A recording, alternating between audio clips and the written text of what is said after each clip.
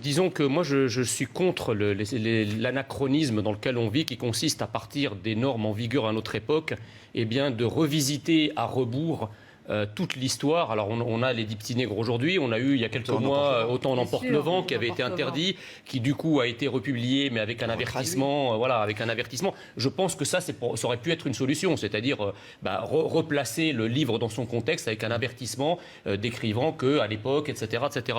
Après, si vous voulez, il y a des choses quand même complètement absurdes. Alors est-ce qu'on va supprimer des livres le mot peste noire parce que c'est raciste? Est-ce qu'on va plus parler d'armes blanches ou de tornades blanches? Enfin, dans quel délire on va partir à partir de là, si vous voulez?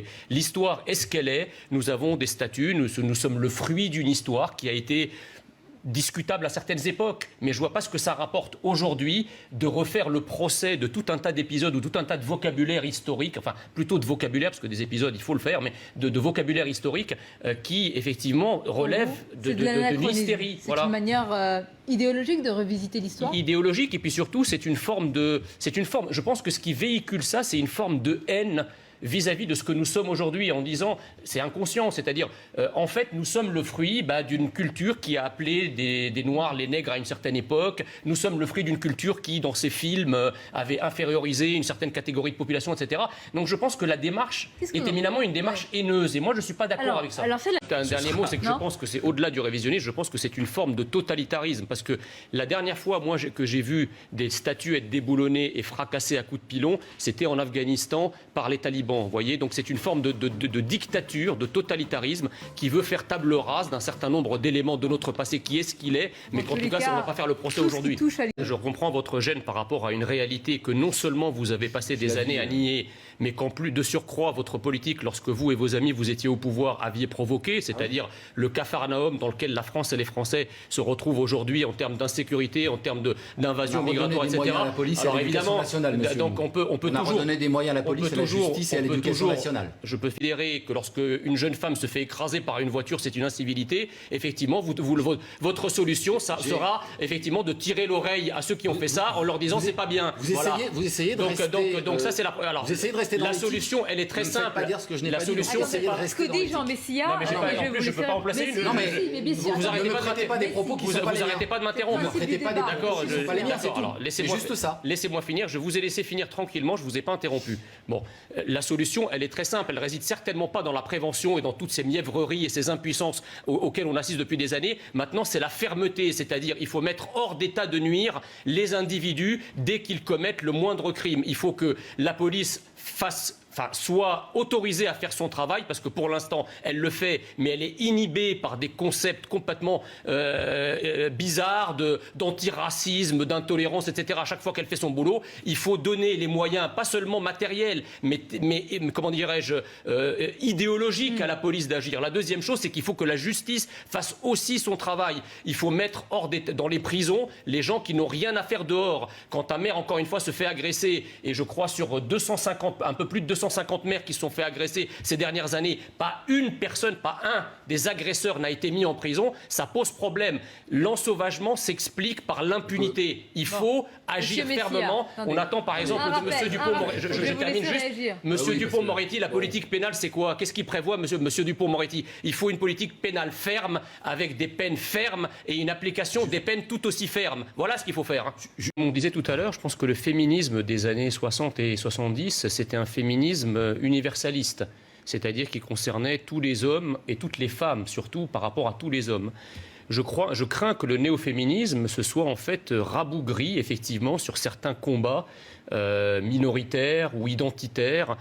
Par exemple, les néo-féministes n'ont pas de problème avec le voile, la généralisation du voile en France. Ça ne fait pas partie de leur combat, en tout cas pour la plupart d'entre elles.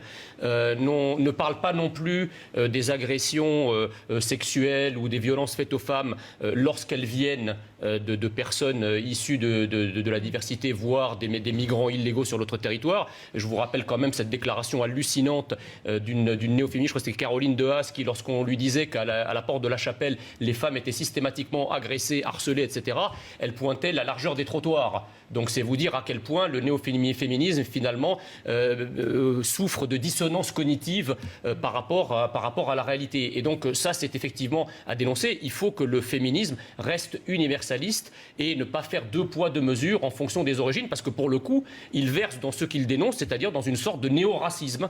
Le gouvernement, hélas, tombe dans ce que Churchill dénonçait, c'est-à-dire entre la guerre et le déshonneur. Ils ont choisi le déshonneur, de l'inaction, et ils sont en train d'avoir une sorte de guerre larvée permanente de toutes ces attaques qui sont commises contre des Français, contre des élus, etc. Je crois que le bon conseil, c'est évidemment d'aller stopper ce genre d'actes. Parce qu'effectivement, dans tout pays du monde, la police agit, la police fait son travail. Et je crois que la nôtre, on a quand même une expertise en matière de maintien de l'ordre que nous exportons d'ailleurs. J'ai vécu des années dans les pays du Golfe. Je peux vous dire que les pays du Golfe sont très friands de nos techniques policières et de nos techniques... Donc on n'a pas... si, justement, quand il faut aller à la charge, il faut aller à la charge. Sinon, vous avez ce à quoi vous avez assisté. Et vous assistez à chaque fois, quand il y a des fins de match, des contrôles qui dégénèrent, vous assistez à des émeutes quasi insurrectionnelles, soit à Paris, soit ailleurs. Voilà ce que vous récoltez. Et j'ajoute, et je rejoins ce que vous disiez, madame, sur la crise de l'autorité, sauf que l'autorité... Vous savez, la crise de l'autorité, c'est quelque chose que j'entends depuis... Oui, mais tout à fait, mais l'autorité... Vous entendez depuis combien de 10 ans, 15 ans depuis 3 ans que tout va mal. L'autorité n'est pas elle-même simplement parce qu'elle se décrète telle. Elle ne se décrète pas, l'autorité. C'est-à-dire que l'autorité, c'est évidemment, il y a un côté organique, si je puis dire, c'est-à-dire l'État, la police, la gendarmerie, l'enseignant, le maire, etc.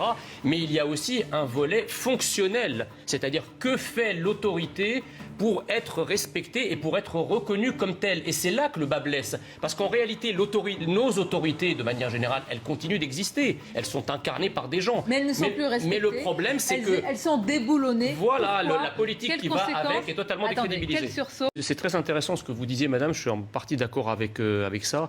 Ça me rappelle en fait la célèbre citation de Romain Gary, écrite dans son livre, dans son seul essai, Sganarelle, publié en 1965.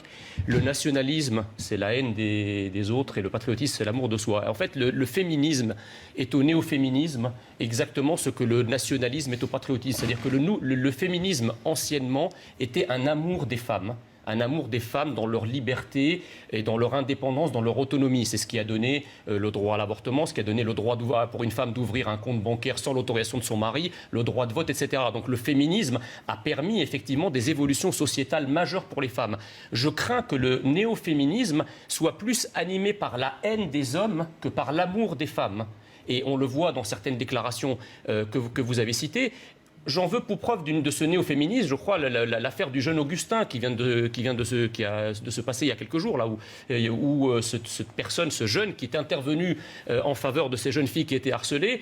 Et effectivement, les jeunes filles, ensuite, ont dit ça ne s'est pas exactement passé comme ça, etc. C'est normal d'écouter les versions ils ont aussi, vidé, oui, mais ils ont vidé. C'est une affaire qui semble compliquée. C'est un jeune qui a eu un comportement chevaleresque, d'ailleurs, qui n'a été remercié par personne, vous le remarquerez. Et en fait, il passe presque pour le coupable. Donc c'est ça le néo-féminisme, c'est parce que je suis défendu, et attention, ça dépend des publics aussi, parce que le néo-féminisme est contre les hommes, mais pas contre tous les hommes. Il s'agit de ce que Emmanuel Macron a appelé le mal blanc de 50 ans. Elle est claire.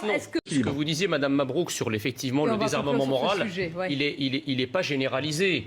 C'est-à-dire qu'en fait, il y a certaines catégories de la population, notamment les populations, de certaines immigrations et certains délinquants et certains criminels qui, effectivement, se voient transformer de rôle de coupable en rôle de victime. Voilà, ça aussi, c'est... Et quand on voit l'attitude des forces de l'ordre au moment des Gilets jaunes, qui avaient des instructions très claires de la part de leur ministre de charger, de tirer sur les manifestants avec les LBD, etc., nous n'avons pas vu d'ordre de cette nature le soir des manifestations sur les Champs-Élysées après la victoire du PSG. Donc il y a aussi un deux poids, deux mesures permanent en fonction de qui est en face. Si ceux qui sont en face sont des gens qui manifestent pour des droits sociaux, etc., là c'est open bar pour les en tout cas pour les instructions d'y aller, de charger, etc. Quand c'est des manifestations de migrants illégaux ou de la racaille qu'on a vu sur les Champs-Élysées avant-hier, là c'est attention, ne provoquez pas, votre seule présence suffit, parce que sinon ça risque vous êtes d'accord de sur, provoquer des victimes. l'autorité. Je vais vous dire pourquoi je suis opposé à cette vision des choses, parce que le président de la République, la veille du confinement, a tenu un discours extrêmement martial où il a répété, je crois, une demi-douzaine de fois « nous sommes en guerre » contre un ennemi invisible, mais un ennemi quand même. Donc dans la guerre, il faut effectivement des règles exorbitantes du droit qui prévaut en temps de paix. Or, dans la guerre contre le virus, effectivement, le masque est une arme. C'est exactement comme si dans une guerre, on demandait à un soldat de payer son fusil ou à un régiment de payer ses canons. Voyez. Donc là, c'est une mesure d'ordre public, d'ordre sanitaire. Vous savez à la fin qui c'est qui paye, même si c'est l'État qui fournit les masques. Vous savez qui c'est qui paye? Je vais y venir. Le contribuable, de toute façon. Mais le problème, si vous voulez, Madame Mabrouk, c'est que la politique budgétaire doit s'appréhender de manière macroéconomique, je précise. C'est comme, je dirais, un ménage. Voilà. Il y a une dépense qui apparaît dans le budget. Eh bien, pour pouvoir souscrire à cette dépense urgente, eh bien, il faut faire des économies dans d'autres postes. Et je pense que les postes d'économie sont évidemment extrêmement importants. Qu'on parle, par exemple, de la fraude sociale, qu'on parle des dépenses qu'on fait sur l'accueil des migrants par centaines de milliers, etc., etc. Donc, il y a comment dirais-je, des poches d'économie qui permettent de financer ce que j'appelle, moi, un effort de guerre. C'est-à-dire un effort de guerre contre le virus.